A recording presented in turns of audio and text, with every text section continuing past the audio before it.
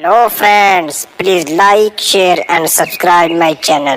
धन्यवाद। बुलबुल का घोंसला टूटा हुआ था, इसलिए वो बहुत डरी हुई थी। वो अपने टूटे हुए घोंसले में बारिश से बचने के लिए एक तरफ होकर खामोश बैठी हुई थी।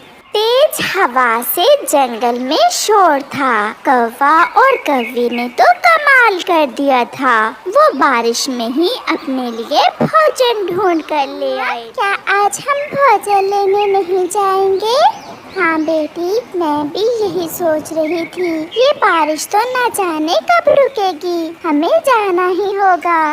फिर वो माँ बेटी भी अपना भोजन लेने निकल जाती हैं। बारिश के कारण भोजन ढूंढना आसान न था। वो माँ बेटी उड़ते उड़ते इंसानों की बस्ती की तरफ निकल जाती हैं।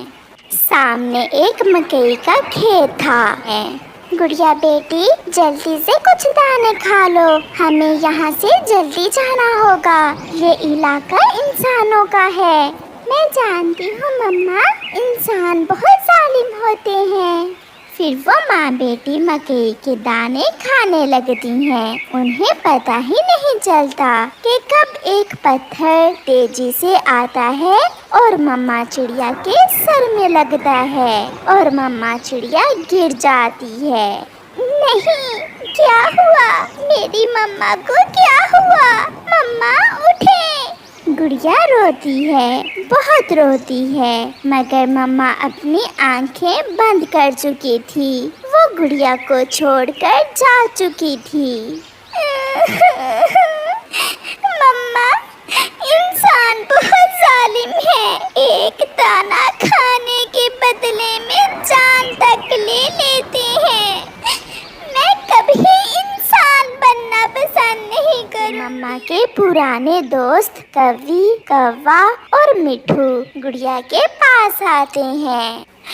गुड़िया बेटी, जालिम इंसानों ने आपकी मम्मा को मार दिया।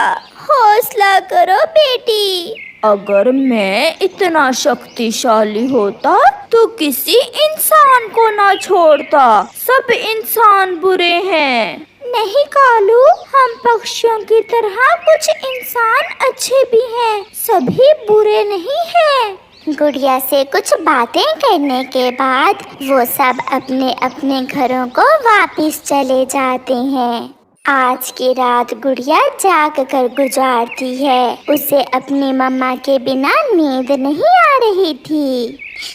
मम्मा, आपकी याद सता रही है। बहुत मुश्किल है मम्मा आपके बिना रहना। दूसरे दिन आसमान साफ था। घर से तो गुड़िया को निकलना ही था, क्योंकि उसे पता था कि अगर जिंदा रहना है तो बाहर जाना ही होगा, दाना लाना ही होगा। सामने सूखे हुए किक्कर के पेड़ पर बैठे हुए बुरे उल्लू गुड़िया को अकेली जाते हुए देखकर उसे तंग करने लगते हैं। वो उड़ते हैं और गुड़िया को रोक लेते हैं। डरती हुई गुड़िया एक पेड़ पर बैठ जाती है। अकेली ना बाजार जाया करो, नजर लग जाएगी। बहुत सुंदर हो तुम छोटी चिड़िया। चलो मेरे साथ, दाना और फल दूंगा तुम्हें। दुष्ट उल्लू, मुझे जाने दो, वरना मैं शोर मचाकर सबको इकट्ठा कर लूंगी। शोर कैसा? मैं तो आपकी परिभाषा कर रहा हूँ। गुड़िया वहाँ से भाग जाती है। सामने उसे कबूतर चाचा और मिठू नजर आते हैं। उन्हें देखकर गुड़िया की जान में जान आती है। चाचा, चाचा, चाचा कबूतर, वो बुरे उल्लू मुझे तंग कर रहे हैं।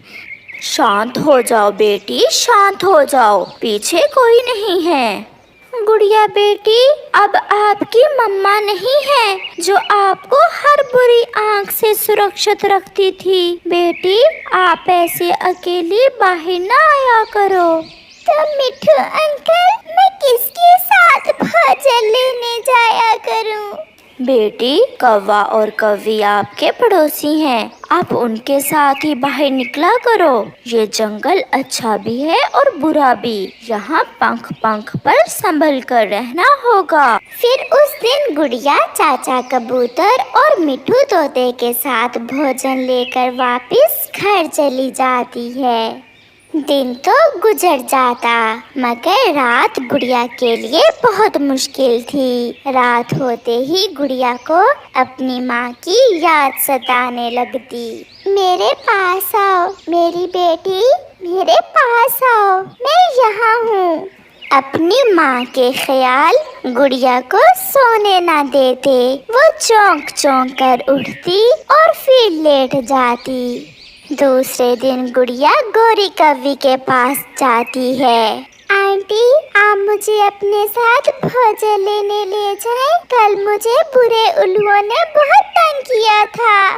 गुड़िया बेटी, ऐसे जीना बहुत मुश्किल है। मैं चाहती हूँ कि आप शादी कर लें। शादी का शब्द एक बार तो गुड़िया को बहुत अजीब सा लगता है, क्योंकि उसने तो कभी शादी के बारे में सोचा ही ना था। गुड़िया बेटी, एक चिड़ा है मेरी नजर में, वो बहुत अच्छा है। वो आपको हमेशा खुश रखेगा। आंटी, अब माँ के बाद आप ही मेरे सब कुछ हैं। कालू चाचा, कबूतर चाचा, मिठू अंकल और आपके सिवा मेरा कौन है इस जंगल में। उस दिन गुड़िया गोरी आंटी के साथ भोजन लेने जाती है। आज गुड़िया खुद को सुरक्षित समझ रही थी। गुड़िया को एक पेड़ पर अमरूद खाते हुए देखकर उल्लू फिर से वहाँ आता है। सुंदर चिड़िया, एक बार अपना नाम तो बता दो। पीछे से गोरी कौवी भी आ जाती है। कमबख्त, जाओ जाकर अपनी माँ का नाम पूछो, अपनी बहन का नाम पूछो। मैं अभी कालू को बुलाती हूँ, हम सब सीधा करते हैं तुम्हें। नहीं, मैं तो मजाक कर रहा था। उल्लू वहाँ से भाग जाता है। आंटी, सच कहा आपने, इस जंगल में अकेले जीना बहुत मुश्किल है। आप मेरी शादी कर दें। फिर गोरी कौवी दूसरे जंगल जाती है और उस चिड़े को बुलाकर गुड़िया और उसकी शादी कर देती है। वो चिड़ा गुड़िया को बिहाकर अपने साथ ले जाता है। वो घर छोटा जरूर था, मगर वहाँ गुड़िया सुरक्षित थी। चले भोजन लेने, आपको भूख लगी होगी। ये वही शब्द हैं जो मेरे मम्मा पापा कहा करते थे। चले, मैं तैयार हूँ। ऐसे दिन रात गुजरते और गुड़िया अपने जीवन में मगन हो जाती है। प्यारे दोस्तों, इस कहानी को लाइक करना नहीं भूलना। आप सबका धन्यवाद।